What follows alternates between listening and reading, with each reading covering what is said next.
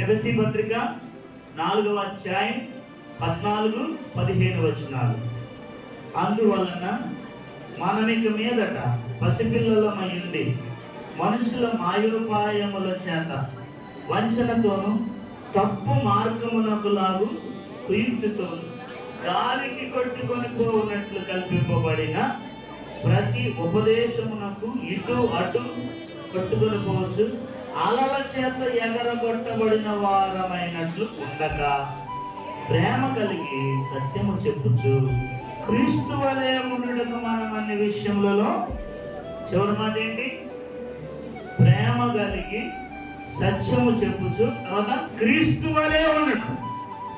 క్రీస్తు వలె ఉండుటకు మనము అన్ని విషయములలో ఎదుగుతాం. ఇలా గురిగా పెట్టుకోండి.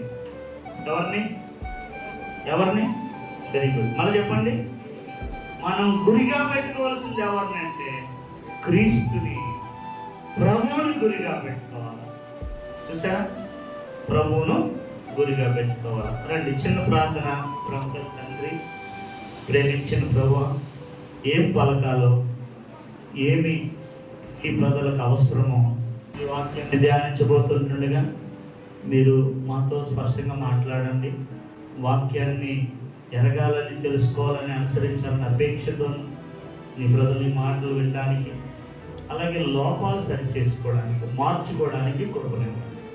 మీకే మమ్మల్ని అప్పగించుకున్నా నీ దాసుని సిలువ చాటు మరుగుపరిచి నీ నోటి బోరగా చేతిలో పాత్రగా వాడుకోమని యేసుప్రభు నామములో వేడుకుంటున్నాం తండ్రి, ఆమేన్. మనము 14వ వచనం చూస్తే అపాయాన్ని తెలియపరుస్తున్నాడు. ఏముంది దేవుని బిడ్డలకి? అపాయం ఉంది.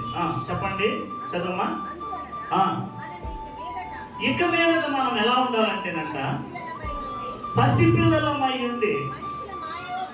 చాలాసార్లు వాక్యం ఏమన్నదంటే పసిపిల్లలమై ఉండొద్దు అని చెప్పింది. ఎలా ఉండొద్దంట?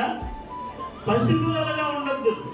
చాలా మంది పసిపిల్లలుగానే మిగిలిపోతారు. మారుమనసు పొందుతారు, బాప్తిసం పొందుతారు, ఏమాత్రం కూడా వారి జీవితాల్లో ఎదుగుదల ఉండదు, ఎదగరు. ఇక్కడ అందుకనే 15వ వచనం దేంతో ముగించాడు? ఎదుగుదుము అంటూ ముగించాడు కదా. 15వ వచనం దేంతో ముగించాడు? ఎదుగుదుము. కనుక మనం ఏం చేయాలి చెప్పండి? మనం ఏం చేయాలి? ఎదగాలి.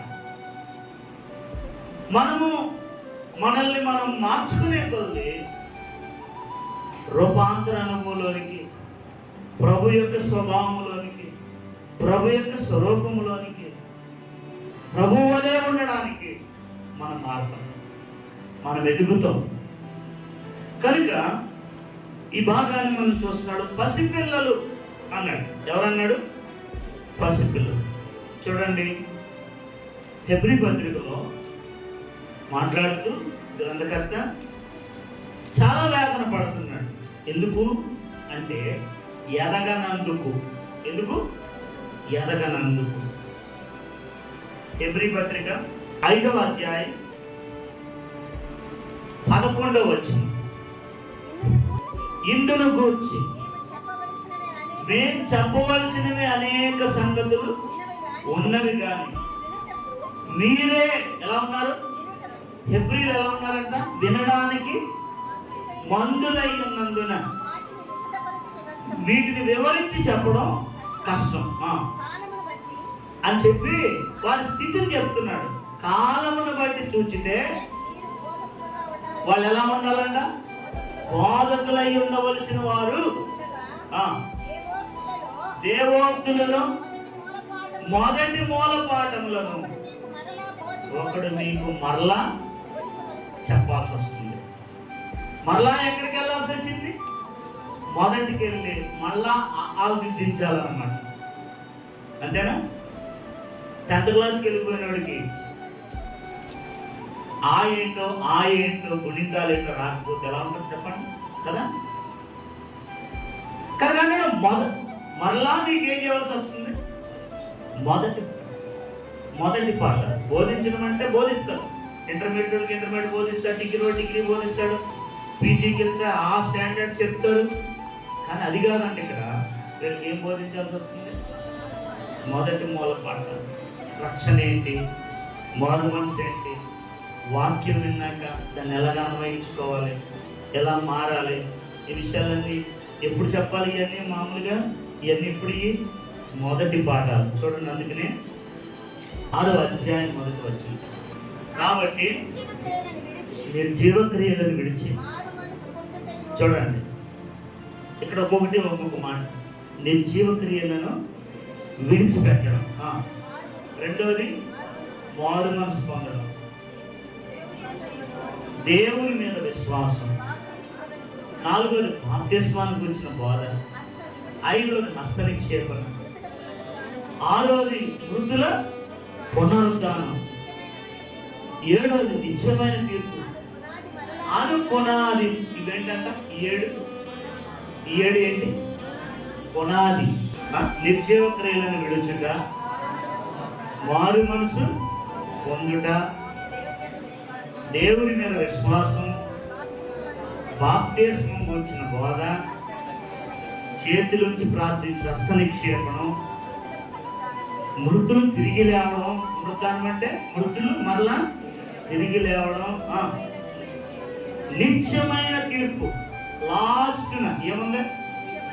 నిత్యమైన తీర్పు. ఇంకా అక్కడ నిత్య నరకం అని చెప్పాలి. తర్వాత ఈ 7 నేను ఎలా అడగనా మిమ్మల్ని, ఈ 7 గురించి మీకు ఎంతవరకు తెలుసు? నమ్మేమంటే నమ్మేమంటారా? ఈ 7 గురించి మనకు ఎంతవరకు తెలుసు? మళ్ళా మీరు ఇంటికి చదువుకోండి సుమా. ఈ 6వ అధ్యాయము మొదటి భాగం మళ్ళా చదువుకోండి. దీన్ని ఏమన్నాడు? పునాది. అర్థమైందా? ఇదేంటి? పునాది. ఇప్పుడు ఇల్లు కనపడుతుందా, పునాది కనపడద్దా? ఇల్లు కనపడద్దు. పునాది బాగుంటేనే ఇల్లు బాగుంటుంది. పునాది బాగోపోతే ఇల్లు నిలవదు, బాగోదు. ఒకవేళ పైకి ఎంత అందంగా కనబడినా ఏదో ఒక రోజు పునాది బాగోపోతే అది ఏమైపోతే? కోల్పోతుంది. ప్రియులారా, ముందు ఎరగండి, సంఘం ఎరగవలసిన విషయాలు. ఇది పునాది. ఇప్పుడు మీరే ఆలోచన చేసుకోండి. నేనే మిమ్మల్ని అడగను, కానీ నాకు ఈ 7 విషయాలు ఎంతవరకు తెలుసు? నేను ఆ మాట చెప్పనా? తెలియకపోతే పోయిందేం లేదు, ఇప్పుడైనా తెలుసు. నా మాట అర్థమైందా? 7వ తరగతికి వెళ్ళిపోయాడు, ఆలు రాలేదు, గుణింతాలు రాలేదు, ఏం చేయాలా? కొద్దిగా ఆసక్తి ఉన్నోడైతే, కొద్ది పైకి చదువుకోవాలనుకున్నాడైతే ఏం చేస్తాడు? అక్కడైనా నేర్చుకోవడానికే మొదలు పెడతాడు. అర్థమైందా? మొదలు పెడతాడు. నాకేమి రాదనుకున్నాడు ఏం చేస్తాడు? చెప్పు. కాలేజీ మానేస్తాడు, స్కూల్ మానేస్తాడు. అంతేనా? కనుక రాదనుకుంటే ఇంకెక్కడ వస్తుంది? అక్కడే ఆగిపోతుంది బండి, అక్కడే ఆగిపోతుంది. కానీ ప్రియులారా, 7 విషయాలు అక్కడ చెప్పాడు. ఇప్పుడు ఏప్రిల్ గురించి అంటున్నాడు. ఏప్రిల్ గురించి ఈ మొదటి మూల పాఠాలు ఉన్నాయే, ఒకడు మరలా మీకు ఏం చేయాల్సి వస్తుంది? చెప్పాలి. బాబు, మారు మనసు అంటే ఇది అంటే ప్రభు నెరిగా బాప్తిసం తీసుకున్నా కానీ ఆ లక్షణాలు ఏంటిలో కనబడట్లేదు. దేవుడు నెరిగా అంటున్నావు, బల్లో పాల్గొంటున్నావు, నీ జీవితం ఏంటి ఇలాగ ఉంది అంటే ఏమైనట్టు? నీకు మళ్ళా ఆ మొదటి మరొకడు చెప్పాల్సి వస్తుంది. అందుకని అంటాడు, కాలాన్ని బట్టి చూస్తే నువ్వు ఇప్పటికి ఏమైపోవాలి? ఒక బోధకుడు అయిపోవాలి, ఒక బోధకురాలు అయిపోవాలి. నలుగురిని కూర్చోబెట్టి ప్రభువుని కూర్చున్న చెప్పగలిగిన స్థితికి నువ్వు వచ్చుండాలి. ఏమాత్రం ఎదుగుదల నీ జీవితంలో లేదు, ఇంకా ఎలా ఉన్నారన్నాడు? పసిపిల్లలు. మీరు పాలు తాగవలసిన వారే కానీ బలమైన ఆహారము పెద్ద పెద్ద బోధకులు తీసుకొచ్చి మీకు వాక్యాలు చెప్పితే మాత్రం ఏమర్థమవుతుంది? ప్రత్యక్ష కూడా అవ్వండి, ఏమర్థమవుతుంది? ఎందుకు అర్థమవుదు అంటే అసలు నీకు ఇదే రాలేదు. ఏంటి రాలేదు? నిర్జీవ క్రియలను ఇప్పుడు విడిచిపెట్టలా నువ్వు. నా మాట అర్థమైందా? నిర్జీవ క్రియలను ఇప్పుడు కూడా ఏం చేయలేదు? విడిచిపెట్టలేదు. ప్రత్యక్ష గుడారము, దేవుని సేవ, దేవుని పరిచర్య అదేమర్థమవుతుంది? ఓ గొప్ప బోధకుడు వచ్చి లేదంటే ఇంకెవరో వచ్చి చెప్పినా ఏమర్థమవుతుంది? ఎందుకంటే నిత్యోక్రియలు విడవటమే ఇంకా నీ జీవితంలో చేత కాలం, అట్లనే బతుకుతున్నావు కదా. నిత్యోక్రియలను విడిచిపోయి తర్వాత మారు మనసు పొందడం. మారు మనసు అంటే ఏంటో ఇంకా తెలియలేదు. తర్వాత మూడవది ఏంటి? దేవుని మీద విశ్వాసం ఉంచడం ఏంటో ప్రాక్టీస్ చేసుకోలేదు ఇంకా. ఎంతకాడికి నువ్వు ప్రయాసపడితే, నువ్వు కష్టపడితే, నువ్వు చేసుకుంటే అనుకుంటానే తప్ప నా వల్ల కాదు, దేవుని వల్ల అనే స్థితికి ఇంకా నువ్వు రాలేదు. ఇలాంటి అన్ని 7 విషయాలు ఇక్కడ రాయబడ్డాయి. ఇలా ఇవేమి రాకుండా మనం ఎదిగినట్ట చెప్పండి, ఎదగనట్టే. కనుక ఇప్పుడు రండి, పసిపిల్లల స్థితి ఎలా ఉంటుందో చెప్పాడు. మనం చదువుకున్న ఎఫెసీ పత్రికలో పసిపిల్లలుగానే ఉండిపోతే అపాయం ఏంటో చెప్పాడు. 14 వచ్చింది. పసిపిల్లలమై ఉండి పసిపిల్లలుగా ఉంటే ఏమవుతుంది? అప్పుడప్పుడు మనం చూస్తాం, వీధిలో ఆడుకుంటుంటే ఆడెవడో చాక్లెట్ ఇచ్చి ఏం చేశాడు? తీసుకుని పోయాడు. ఉంటామా? పేపర్లో చదువుతామా మనం? పసిపిల్లలు ఏమైపోతారు? మాయోపాయానికి లొంగిపోతారు. వింటున్నారా? ఎందుకు పునాది గట్టిగా ఉండాలి? ఎందుకు ఈ 7 విషయాలు నీకు సంపూర్ణంగా తెలవాలి అని అంటే, నువ్వు ఎదిగితే ఎవడ మోసానికి నువ్వు గురికావు. అందుకే చెప్పాడు అక్కడ, పసిపిల్లలమై ఉండి మనుషుల మాయోపాయము చేత వంచన. వంచన అంటే ఏంటి? మోసం, అంతే కదా. వంచనతోను తప్పు మార్గమునకులాగు కుయుక్తితోను గాలికి కొట్టుకొని పోవునట్లు కల్పింపబడిన ఉపదేశాలు. చాలా జాగ్రత్తగా ఉండాలి. ఈ రోజుల్లో ఒక్క ఉపదేశం కాదు, ఇక్కడ ఇది వెళ్తే యూట్యూబ్ పెట్టుకునేటికి రకరకాల 99 నిన్ను ఆవరించేస్తాను. అర్థమైందా? దానికి రకరకాలైన థంబ్నెయిల్స్. ఎప్పుడు ఎవడో బోధించండి, ఒకటి గుర్తుపెట్టుకోండి, అలాగే ఎవడు చెప్పినా తప్పే. అర్థమైందా? యూట్యూబ్లో ఇలాంటి థంబ్నెయిల్ కనబడిందంటే తప్పు, మనల్ని ఆకర్షించడానికి చేసేది అదే. ఎందుకంటే ఇది అనాది కాలం నుండి వస్తున్న బోధ. గుర్తుపెట్టుకోండి, వింటున్నారా? కొత్త దర్శనం అంటే వేరు, అది వేరు. చూడండి, యోహాను రాసిన పత్రిక, మొదటి పత్రిక, 1వ అధ్యాయం 1వ వచనం. జీవవాక్యమును గూర్చినది ఆది నుండి ఏది ఉండెనో, మేము ఏది వింటిమో, కన్నులారా ఏది చూచితుమో, ఏది నిదానించి కనుగొంటిమో, మా చేతులు దేవుని తాకాయో అదే మీకు తెలియపరుస్తుంది. చెప్తున్నారా? నేను ఇదివరకు బోధ గురించి చెప్పినప్పుడు కొన్ని మాటలు చెప్పాను. సోదర ప్రభు అంటాడు, నేను బోధించు బోధ నాది కాదు, నన్ను పంపిన. ఇదేం కొత్తది కాదు. ఎక్కడి వచ్చింది? తండ్రి నుండి కుమారుడికి వచ్చింది. ఇప్పుడు రండి, అపోస్తలుల కార్యం 2వ అధ్యాయం 42వ చేయమంటుంది. తీయదులే. వీరు అపోస్తలుల బోధ యందును, సహవాసమందును, రొట్టె విరుచుట యందును, ప్రార్థన చేయడం యందును ఎలా ఉన్నారంట? ఇప్పుడు మొట్టమొదటి ఏంటి అందులో? అపోస్తలుల బోధ. నేను అక్కడ తీసుకురావడానికి మీకు ఇలా చెప్పాను. ఏమన్నాడు? నేను బోధించు బోధ సంఘం ఈ క్రమాన్ని ఎరగాలి. నేను బోధించు బోధ అది నాది కాదు, ఎవరిది? నన్ను పంపిన తండ్రిది. అంటే ప్రభు ఏమి బోధించాడు చెప్పండి? తండ్రి యొక్క బోధ తెచ్చి ఇక్కడ ప్రజలకు అందించాడు, లేదంటే శిష్యులకు అందించాడు, లేదంటే అపోస్తలులకు అందించాడు. అపోస్తలు ఏం చేశారు? ఆ బోధ తీసుకుని అపోస్తలు సంఘానికి బోధించారు, పత్రికలు రాశారు. వింటున్నారా?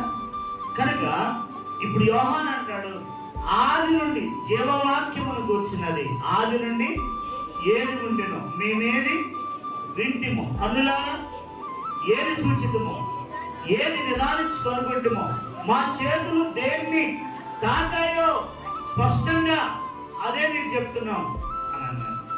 కనుక ప్రియ దేవుని బిడ్డలారా, ఈ దినాల్లో మళ్ళా మన పాఠానికి వెళ్తాం. మీరు పసిపిల్లలై ఉండి 14వ వచనం, మనుషుల మాయోపాయముల చేత వంచనతోను తప్పు మార్గమునకు లాగు కుయుక్తితోను గాలికి కొట్టుకొని పోవునట్లు కల్పింపబడిన ప్రతి ఉపదేశమునకు, గాలికి కొట్టుకొని పోవునట్లు ఏం చేయబడ్డంట, ఈ కల్పించబడ్డాయి రకరకాల కల్పించబడిన ఉపదేశాలు.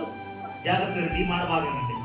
కల్పించబడిన రకరకాలైన ఉపదేశాలు ఈనాడు యూట్యూబ్లో, టీవీల్లో, సోషల్ మీడియాలో కోకొల్లలుగా ఉన్నాయి. నాడే హెచ్చరించాడు ఇక్కడ ఏమని, మీరు పసిపిల్లలైతే వీటన్నిటి చేత మీరు ఏం చేస్తారు, మోసపోతారు, తప్పిపోతారు, వాక్య క్రమంలో తొలగిపోతారు. ఇదన్నమాట. కనుక ప్రియులారా, పసిపిల్లలై ఉంటే వచ్చే అపాయం అది. అదే 6వ అధ్యాయంలో హెబ్రీలో మనం చదివినట్టుగా, నేను జీవక్రియలు విడిచిపెట్టిన వాడవై మారు మనసులకు చెరిగుండి దేవుని మీద విశ్వాసం కలిగిన వాడవై ఉండి బాప్తిస్మానికి వచ్చిన బోధ గాని, హస్తనిక్షేపణ గురించి కానీ, మృదు పునరుద్ధానం గురించి కానీ, రామో నిత్యమైన తీర్పుల గురించి కానీ నువ్వు వెలుగుంటే నిన్ను కదిలించేవాడు ఎవడో. ఏ బోధ, ఏ తప్పు బోధ నిన్నేం చేయలేదు, కదిలించలేదు. కారణం ఏంటంటే నువ్వు పునాది మీద కట్టబడింది. అందుకే ప్రభు అన్నాడు, ఈ నా మాటలు విని వాటి చొప్పున చేయి ప్రతివాడు బండ మీద కట్టబడిన ఇంటిని పోలి ఉంటాడు. వాన కురిసెను, వరదలు వచ్చెను, గాలి విసిరి కొట్టెను, కానీ అది పడలేదు. నా మాటలు విని వాడి చొప్పున చేయని వాడు ఇసుక మీద కట్టబడిన, వేయబడిన పునాదిని పోలి ఉన్నాడు. వాన వచ్చాను, గాలి విసిరా ఇంటి మీద, వరదలు వచ్చాను, గాలి విసిరా ఇంటి మీద, కానీ అది పడిపోయింది అని ప్రభు చెప్పాడు. కనుక ప్రియులారా, పడిపోకుండా ఉండాలి అంటే ఏది కట్టుకుండాలి? ఇక్కడ కనబడకపోవచ్చు, కానీ ఏముండాలి చెప్పండి? పునాది ఉండాలి. గ్రంథం 6వ అధ్యాయం 4వ వచనం. Okay, right. ఎఫ్రాయిము, నేను నిన్ను ఏం చేతును, యోధా నేనేం చేతును, తెల్లవారుగానే కనబడు మేఘం ఎగిరిపోనట్లు, అలల చేత ఎగరబడినట్టుగా అన్నాడు కదా అక్కడ. ఎక్కడేమంటున్నాడు? మంచు ఆరిపోనట్లు భక్తి ఎగిరిపోతుందంట. చాలా మంది భక్తి ఏమైపోతుంది, ఎగిరిపోతుంది. కొద్ది రోజులు భక్తిలో ఉంటున్నారు, అస్థిరత్వం, కొద్ది రోజులు భక్తి, కొద్ది రోజులు మందిరం, కొద్ది రోజులు విశ్వాసం, కొద్ది రోజులు బాప్తిసం. ఏంటిది? స్థిరత్వం లేని బతుకు కదా. అలల చేత ఎలా ఉండకూడదు చెప్పండి? అలల చేత ఎగరగొట్టబడిన వారమైనట్లు ఉండొద్దు, స్థిరంగా ఉండు కదా. అలాగొస్తుంది, అలా చప్పబడిపోద్ది, మళ్ళీ నీళ్ళు అలా పోతాయని కదా. ఎంత ఉవ్వెత్తున వస్తుందో వారికి అంతగా తగ్గిపోయిపోతుంది. వీళ్ళని మన భక్తి అలా ఉండకూడదు, మన జీవితం అలా ఉండకూడదు. మనము స్థిరత్వం కలిగిన వారమై ఉండాలి. పసిపిల్లల యొక్క జీవితం ఎలా ఉంటుంది? ఉధృతం ఉండదు. ఒక్కొక్కసారి చాలా బలంగా ప్రభువుని వెంబడించే వాళ్ళకి కనబడదు. మనం లేకపోతే మందిరంలో ఏమి లేదన్నట్టు ఉండదు, మనమే అన్ని అన్నట్టు ఉండదు. తీరా ఒక 25 రోజుల తర్వాత చూస్తే ఈ సిస్టర్ ఏదనంటే లేదు, ఈ బ్రదర్ ఏదంటే లేదు. కనుక ఇలాంటి స్థితి నీకు ఎంత అపాయమో చూడు. అందుకే ఇప్పుడు అంటాడు, ఎదుగు. ఏమంటాడు 15 రోజుల్లో? నువ్వు ఎదుగు, ప్రేమ కలిగి సత్యము చెప్పుచు క్రీస్తు వలె ఉండడానికి గురిగా పెట్టుకో, ప్రభువును గురిగా పెట్టుకో. ప్రభు అంటాడు, నేను సాత్వికుడును, నేను దీన మనసు కలిగిన వాడును అన్నాడు. 11వ అధ్యాయం 28వ వచనం 29వ వచన భాగంలో మత్తయి సువార్తలో ఆయన తానే తన గుణ లక్షణాలను వ్యక్తపరిచాడు. తానే తన గుణ లక్షణాలు వెల్లడిపరిచాడు. నిన్న సోమవారం కాబోదు సేవకుల కూటంలో అన్న సాత్వికాన్ని గురించి మాట్లాడు. సాత్వికం అంటే ఏంటంటేనంట ద్వేషాన్ని మనసులో ఉంచుకోకపోవడం అనేవి. ఏంటంట ద్వేషాన్ని. ఇప్పుడు చూడండి, ఎప్పుడో జరిగిపోయిన సంగతి ఇంకా మీ మనసులో మెదులుతుంది కదా. చాలా విషయాలు మెదులుతాయి కదా మనలో. వాడు అప్పుడు అలా చేశాడు, వీడు ఇప్పుడు ఇలా చేశాడు. అందుకని అంటాడు ప్రేమను గురించి మాట్లాడుతూ అది అపకారమును మనసులో ఉంచుకోదు అన్నాడు. దేవుని ప్రేమ అందుకని అంటే ప్రేమ కలిగి, ఎలా కలిగంట? ప్రేమ కలిగి సత్యము చెప్పుచు. ఎన్ని అబద్ధాలో నోరు తెరిస్తే అబద్ధం. చిన్నదానికి పెద్దదానికి మీ మాట చెప్పాలి. అవునంటే అవును, కాదంటే కదా. తర్వాత చెప్పండి.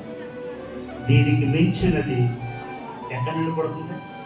దుష్టు నుండి పడుతుంది. చిన్న అబద్ధమైన పెద్దదైనా ఏంటది? అబద్ధం. ఈ మూడు విషయాలు గుర్తుపెట్టుకోండి. ప్రేమ కలిగి ఉండాలంట, సత్యము చెప్పాలంట, ప్రేమ కలిగి సత్యము చెప్పుచు క్రీస్తు వలె ఉండడానికి మనం ఎదగాలి. వీళ్ళని నేను మాట చెప్తాను. మనం పరలోక గవిని ఎద్దకు వెళ్ళేటప్పుడు మనల్ని ఎవరు అనుమతించాలో తెలుసా? ఆయనే మనల్ని అనుమతించాలి. ఎవరు అనుమతించాలి? ప్రభువే మనల్ని లోపలికి అనుమతించాలి కదా. 25 అధ్యాయంలో మనం ఏం చూస్తాం? మత్తయి సువార్తలో ఇదిగో పెండ్లి కుమారుడు, ఆయన వచ్చాడు, కూడా పెట్టుకున్నాడు. ఎక్కడ తీసుకెళ్ళాడు? లోపలికి తీసుకెళ్ళాడు. అంతేనా? లోపలికి తీసుకెళ్ళాడు. అంతటా ఏం చేయబడింది? తలుపు వేయబడింది. ఇప్పుడు తక్కిన వారు వచ్చారు. ఆయన అన్నాడు మీరెవరో నాకు తెలియదు అన్నాడు. మీరెవరో నాకు ఆయన తెలియదు అన్నాక, వినండి, ఆయన తెలియదు అన్నాక ఇంకెవడో మనం లోపల తీసుకెళ్ళడానికి అక్కడ హక్కు ఉండదు. వింటున్నారా? అంటే ప్రభు ఎంత ప్రాముఖ్యమో మన జీవితాల్లో, ప్రభు మన జీవితాల్లో ఎంత అవసరమో, ఎంత ప్రాముఖ్యమో ప్రభువుని ఎరగండి. ప్రభువుని పట్టుకోండి గట్టిగా. ఆయన వద్దన్నాక ఎవడు లోపలికి రానేడు. ఎవడన్నా తలుపు తీస్తాడు, తీసేయడం వాళ్ళకి తీయడు, తలుపేసేస్తాడు. కనుక ప్రియులారా, ఆయన వలె ఉంటేనే మనం అక్కడ చేరతాం. ఎక్కడ? పరలోకంలో. ఎవరైతే ప్రభువుని పోలి ఉన్నారో, ప్రభు యొక్క రూపానికి వచ్చారో వాళ్ళు ఎక్కడ వెళ్తారు? కనుక నేను ఎక్కువ ఈ దినం జ్ఞాపకం చేయను. కానీ ఏంటది? మొదటిది ప్రభు అన్నాడు తన గుణ లక్షణాలు ఆయనే చెప్పాడు. ఏమన్నాడు? నేను సాత్వికుడును, తర్వాత దేవుని మనసు కలిగినాను. చూడండి ఏమంటాడు 5వ అధ్యాయంలో మనందరూ వెలిగిందే మత్తయి సువార్త. ఏమంటాడు? సాత్వికులు ఏం చేస్తారంట? భూలోకమునే సంతరించుకుంటారు. అలా అది చెప్పేశారు కదా. ఇంకో మాట చెప్తారండి. యెషయా గ్రంథంలో అంటాడు ఎవడో దీనుడై, చెప్పాలి, విరిగి నలిగిన వాడై నా మాట విని వణుకుచుండును వాడిని నేను దృష్టిస్తున్నా. నేను చూస్తున్నా. ఎవరి కొరకు? దీనుల కొరకు చూస్తున్నాడు. Very good. ఇంకా అదే అధ్యాయం. దీనులకు ఏమిస్తాడంట? కృపను చేస్తాడు. దేవుడు తగిన సమయం అందు మిమ్మును హెచ్చించినట్లు ఆయన బలిష్టమైన చేతి కింద ఎలా ఉండాలన్నాడు? అది ఆయన స్వరూపం. అది ఆయన. ఇప్పుడు గలతీయులకు రాసిన పత్రిక 5వ అధ్యాయంలో ఆత్మ భాగం. అందులో ఏమంటారు చెప్పండి? సాత్వికం కదా. ఆత్మ ఫలములో ఏం కనబడుతుంది? సాత్వికం కనబడుతుంది. ప్రియులారా, చాలాసార్లు మనలో ఇటు మృదుత్వం కనబడు. సాత్వికం అంటే ఇంకో భక్తుడు, ఇంకో దేవదాసులా చెప్పాడు మృదువైన మనసు అని చెప్పాడు. ఏమన్నాడు? మృదువైన మనసు అంటాడు. మృదువైన మనసు. కనుక ప్రియులారా, ఇవి ప్రభులో నుండి మనం కలిగి ఉండాల్సినవి.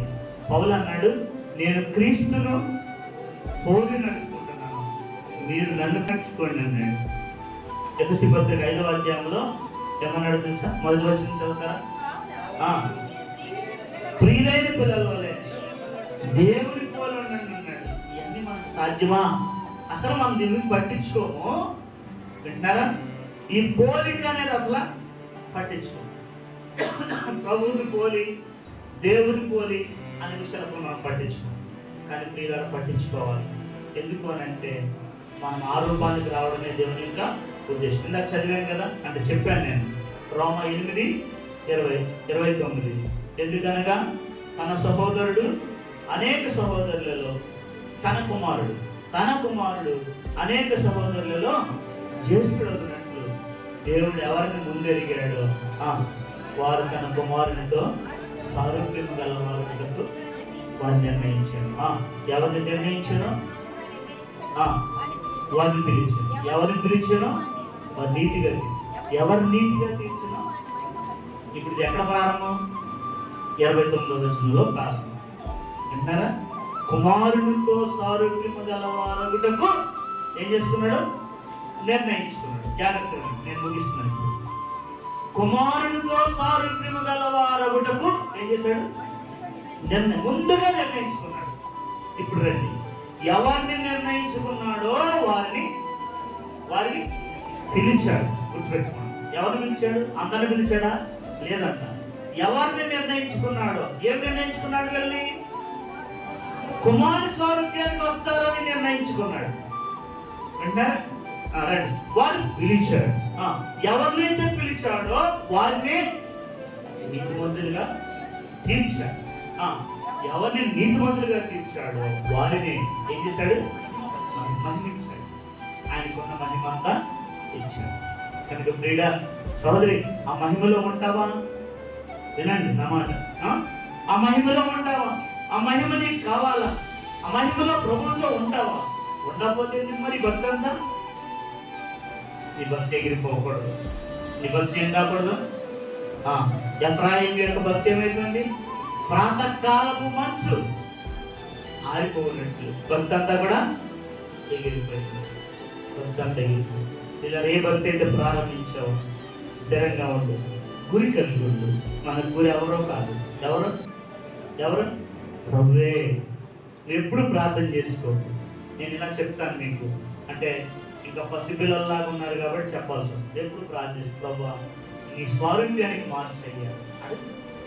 ప్రతి ఉదయకాలం లేచి నీ స్వారూప్యానికి మార్చు, నీ గుణలక్షణాలు నాలో నింపు, నీ వలే చూడటానికి కృపని. బయటికి వెళ్తున్నాను లోకంలో, ఎలా చూడాలి? ఎలా చూడాలి లోకస్తులు ఎలా చూస్తారు? మోహపు చూపుతో చూస్తారు.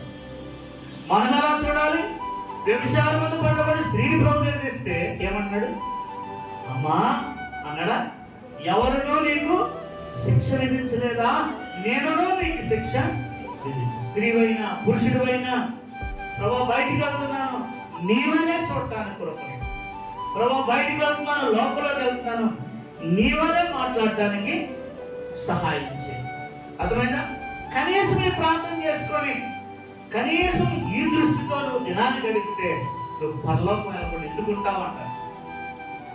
మళ్ళా చెప్పిన మాట, కనీసం ఈ రీతిగా ప్రార్థన చేసుకొని రోజంతా ఈ దృష్టితో నీ దినాన్ని నువ్వు గడిపితే, ఏ దినాన్ని కాదండి మళ్ళీ నిన్న ఉన్నాను కదా ఇవాళ ఉంటాను అనుకోవడానికి లేదు. నిన్న బతికావు, ఇవాళ పడిపోతావు. నువ్వు మనిషివి. అర్థమైందా?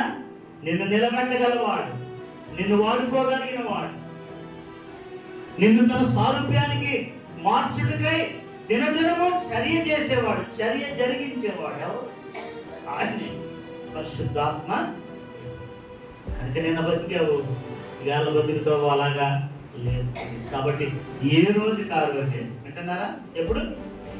ఏ రోజుకి ఆ రోజే. ప్రభువా చెప్పండి, ఏ ప్రార్థన చేసుకోవాలి? నీ స్వరూప్యాన్ని తెచ్చుకో, నీ వలే ఉండడానికి, నీ వలే నడవడానికి. మనకు ఒక పాట ఉంది, పొద్దున్నే పాడేస్తాం. ప్రభు అడిగితే కన్నా ఆ పాటలో ఏమని? నా వలే నడిచేడి పాదములు, నాకై పలికేడి నాలుకలు, కావలే నాకది నీవిచ్చేదవా. నువ్వు ఇవ్వాలా? రోమపత్రిక 6వ అధ్యాయము 12వ వచనం చదవమ్మా. శరీర దురాశలకు లోబడినట్లుగా కావాలని డాక్టర్ దగ్గరికి పోతాం, కావాలని ఎక్కడ చెడ్డ మాటలు ఉన్నా ఎక్కడ పోతాం కదా, కావాలని ఏ చెడు ఉందో అది చూడడానికి మన కళ్ళు పోతాం. ఇది మన నైజం, ఇది మన నైజం. కానీ చెప్పు, మళ్ళీ చెప్పు. కాబట్టి శరీర దురాశలకు లోబడినట్లుగా ఇదేమవుతుంది? శరీరం చావుకులోనే కదా. ఒక రోజు ఎక్కడికి వెళ్ళిపోతుంది? మట్టికి మన్ను అయిపోతుంది కదా. దీనికోసం బ్రతుకుతున్నావు, దీనికోసం చూస్తున్నావు, దీనికోసం మాట్లాడుతున్నావు కదా. ఒకసారి ఆలోచన చేసుకోండి. దేనికోసం? ఎవడైనా తిట్టాడు అనుకోండి, పోతే బాగానే ఆడే పోతాడు, నాకేంటి అనుకుని ఎంతమంది ఉన్నారు ఇప్పుడు చెప్పండి? అనుకుని ఎంతమంది? నా మాట అర్థమవులేనట్టుంది. ఎవరైనా మేము వ్యక్తిగా తిట్టండి, అతనికి మరి అలాంటిది ఇలాంటిది అన్నది.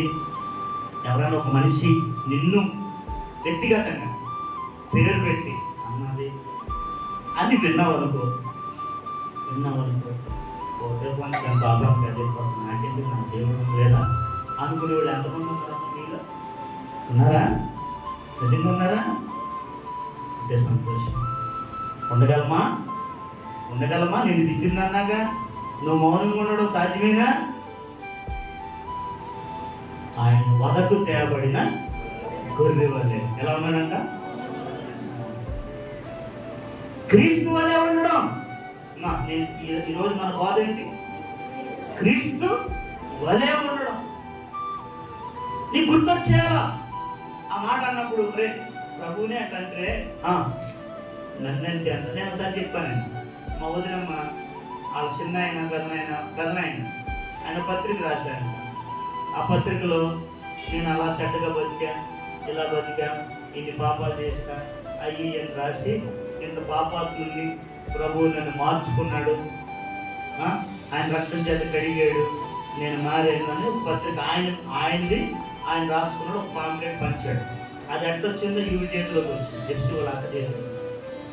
ఆయన ఆట పట్టిద్దామని ఏదో అన్నోన్ ఫోన్ నెంబర్లో నుంచి ఫోన్ చేసి, పలానా ఆయన మీరేనండి అంటే నేనే నమ్మన్నాడంట. మీరు చాలా మంచివాళ్ళు, చాలా భక్తులు, చాలా ఇలాగనుకుంటున్నామండి, మీరెంత దుర్మార్గులా, మీరెంత చెడిపోయిన వాళ్ళ, మీరెంత పాపాత్ములా అన్నదంట. ఎవరు? ఈవిడి. అప్పుడు ఏమనాలా? ఏదో అలా రాశాను కానీ అమ్మ అన్నారు. మనం అయితే అలాగే అంటున్నాం, ఏదో రాశాను కానీ నేను మొదటి నుంచి చాలా నీతిమంతుల్ని, చిన్నప్పుడు చాలా బాగుండేవాడిని, ఈ సోదంతా చెప్తాను. ఆయన అన్నాడంట, అమ్మా అందులో కొంచెమే రాశానమ్మా, అందులో రాసిన కంటే ఇంకా చాలా భయంకరమైనవండి, నేను అందులో కొంచెమే రాశాను అన్నాడంట. ఇవేమంటారు? ఇంకా బతుకుమానాలు ఉంటారా అలాంటి వాళ్ళు?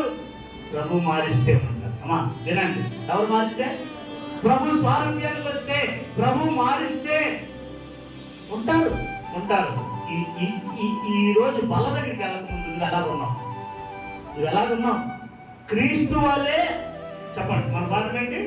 క్రీస్తు వలె ఉండడానికి నువ్వు ఎదుగు. పసిపిల్లోడిలాగా మాయోపాయాల చేత పడిపోవడం అది మొదటి పాఠం. రెండోది ప్రభు వలె ఉండడానికి ఎదగడం రెండో పాఠం. ఈరోజు అర్థమైందా? మొదటి పాఠం ఏంటి? ఈ మాయోపాయాల చేత చిక్కుండా పసిపిల్లలా ఉంటే కనుక పునాది గట్టిగా వేసుకో. ఈ 7 విషయాల గురించిన అవగాహన నీ జీవితంలోకి తెచ్చుకో. అప్పుడు ఎవడో నిన్ను కలుగుతాడు. రెండవది, అది ఎరిగితే సరిపోలేదు. ఏ రూపానికి రావాలి? క్రీస్తు రూపానికి రావాలి. క్రీస్తు వలె ఉండడానికి దినదినము. నిన్న అలా జీవించావు, ఈవేళ జీవించగలవనే భరోసేమీ లేదు. కానీ ఉంది. ఎట్లుంది? పరిశుద్ధాత్మ యొక్క చేతిలో కనుక ఉంటే. ఎవరి చేతిలో? ఇలా ఉంది కదా వాక్యం. రోమ 8 ఏం చెప్తుంది? ఎందరూ ఆయన ఆత్మ చేత నడిపించబడుదురు, వారందరూ దేవుని కుమారులు అయిందరు. ఇంకో మాట ఏముంది? దేవుని కుమారులు అయిందరు. అది అట్లా ఉంచండి. ఎవడైనాను క్రీస్తు ఆత్మ లేని వాడైతే. మరి నీకు ఆత్మ ఉందా? దేవుని యొక్క ఆత్మను కలిగి ఉన్నావా? ఆత్మ యొక్క నడిపింపులో ఉన్నావా? నువ్వు పొరపాటు చేస్తున్నప్పుడు, నువ్వు తప్పు చేస్తున్నప్పుడు, నువ్వు పాపంలో పడుతున్నప్పుడు, లోపలికి వెళ్ళి చెడు చూస్తున్నప్పుడు, నువ్వు ఏదన్నా కాని వాటికి దురలవాటికి వెళ్ళిపోతున్నప్పుడు పరిశుద్ధాత్మ ఉంటే గద్దిస్తాడు. గద్దిస్తాడు. గుర్తుపెట్టు, అదే గుర్తు. ఏంటది? గద్దింపు తగ్గుతుంది నీకు. ఎక్కడ పోయేది? అర్థమైందా? ఏంటో నువ్వు చూసేది? ఎవరు గద్దిస్తారు? ఎవరు లేరు నా గదిలో, నేను నా సెల్ ఫోన్. ఎవరు గద్దిస్తారు? అది గుర్తుపెట్టుకో. పరిశుద్ధాత్మ యొక్క తాకిడిని, పరిశుద్ధాత్మ యొక్క నడిపి, ఎవడైనా క్రీస్తు ఆత్మ. ఇంకో మాట చెప్తున్నా, పరిశుద్ధాత్మ యొక్క సన్నిధి లేదంటే తాకిడి లేదంటే స్పర్శ నీకు లేనప్పుడు క్రీస్తు బిడ్డ కానీ ముసుగేసుకున్నావు అంతే. ఏ ముసుగు? మతం ముసుగు. ఏ ముసుగు? మారు మనసు ముసుగు. ఏ ముసుగు? క్రైస్తవ ముసుగు. ఏసావు అంతే. ఆయన వాడవు ఏ కదా.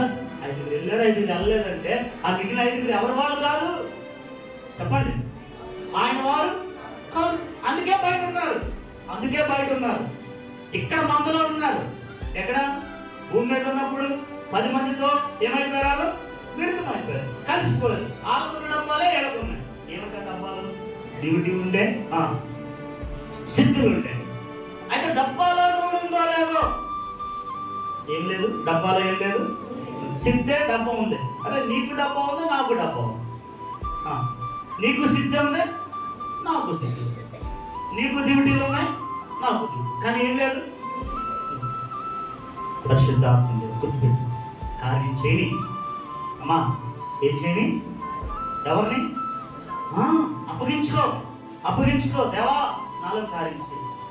దేవా నాతో ఉండు. ఇదిగో బయటకు వెళ్తున్నాను, దేనికి లొంగిపోతున్నా తెలియదు, బలహీనుడిని కాదా? ప్రతి మనుషుడు గుర్తుపెట్టు. బోధించేవాడు మొదలుకొని కూర్చునేవాడి వరకు ప్రతి మనుషుడు ఎలాంటి వాడు? ప్రభు భద్రపరచకపోతే, ప్రభు మనల్ని కాపాడకపోతే, ప్రభు మనల్ని ఆవరించకపోతే ఎక్కడారా మన ఎలాంటి వాడు? వాళ్ళకి గాలికి ఎగిరిపోయే పొట్టులాంటి వాడు. పొట్టులాంటి వాడు కదా. గాలికి కదులు రెల్లువాడు. సీమోను ఇక మీదట నీ పేరేం పేరు? కేఫా, పేతురు. సీమోన్ అంటే ఏంటి? గాలికి ఎగిరేవాడు. ఏంటి? గాలి వేస్తే అర్థమైనా రెల్లు. సీమోన్ అంటే అర్థమేంటి? రెల్లు. గాలి వదిగానే ఏమవుద్ది? అడ్డుపోదు. ఇటు గాలి వేస్తే ఏమవుద్ది? ఇటుపోదు. ఇది రెల్లు. మన జీవితాలు రెల్లు. అర్థమైందా? ప్రభు ఎలా మారుస్తాడంట? కేఫాగా మారుస్తాడు. స్థిరం బండ. ఏ గాలి ఏది ఏం చేయలేదు ఇంకా దాన్ని కదిలించలేదు. నువ్వు పేతురు. నువ్వు కేఫా అనబడదు. నువ్వు యోహాను కుమారుడైన సీమోనువు. నువ్వేమనబడతావు? పేతురు. కేఫా అనబడదు. యోహాను సువార్త 1వ అధ్యాయం అనబడతావా? చోటికి వెళ్ళి ప్రియులారా. ఎవరికి? పరిశుద్ధాత్మ దేవునికి చోటి. నేను ఒక్క మాట చెప్పి నేను ముగించేయాలి. ఎప్పటికీ వాస్తవంగా చెప్పదలుచున్న మాట ఏంటంటే, నువ్వు తప్పు చేస్తున్నావు, నువ్వు పాపం చేస్తున్నావు, నువ్వు అపరాధం చేస్తున్నప్పుడు నీ లోపల గద్దింపు లేదనుకో, నువ్వు ప్రభులో లేనంటే. అంతగా నేనేం చెప్పాను? అర్థమైందా? నువ్వు బల తీసుకోవడం వేస్ట్, నువ్వు మందిరానికి రావడం వేస్ట్, నువ్వు కానుకలు ఇవ్వడం వేస్ట్, నీ టైం వేస్ట్, అన్ని వేస్ట్. అర్థమైందా? అలాగైతే అస్తమాటు గద్దిస్తుండగా అలా చేసుకుంటానే పోతావా? 6:1 అలాగైనా ఏమందు కృప విస్తరించాలని పాపంలోనే ఉంటావా? ఎంతకాలం ఉంటావు పాపంలో? అట్లా రాదు.